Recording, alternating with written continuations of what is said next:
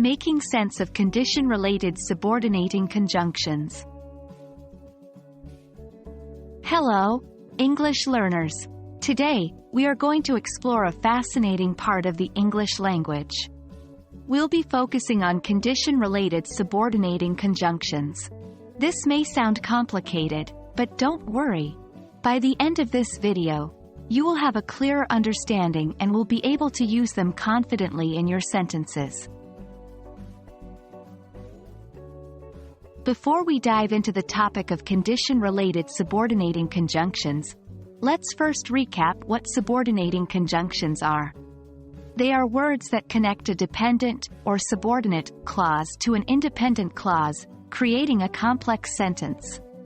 In other words, they're the links that allow us to add more information or context to our sentences. Now, what about condition-related subordinating conjunctions? Well, these are specific conjunctions that introduce a condition to the main clause. The most common ones are if, unless, even if, provided that, as long as, and in case. Each of these conjunctions gives us a different way to express conditions or hypothetical situations. They are key to making our language more nuanced and expressive. It's time to put these conjunctions into practice. Let's look at some examples. 1. If it rains, we will stay at home. 2. Unless, I won't go to the party unless you come with me. 3. Even if it's cold, we will go for a walk. 4. Provided that, you can borrow my car, provided that you return it by 5 p.m. 5. As long as, you can stay here as long as you need. 6. In case, take an umbrella in case it rains.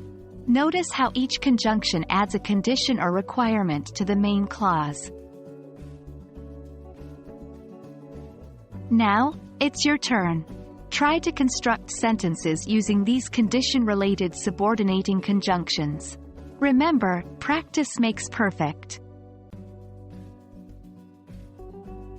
Well done for making it to the end of this video on condition-related subordinating conjunctions. I hope this has been helpful and enlightening. Remember, English language learning is a journey, and every step you take brings you closer to mastery. So, keep practicing and using these conjunctions in your daily conversations. You're doing great. Until our next lesson, happy learning.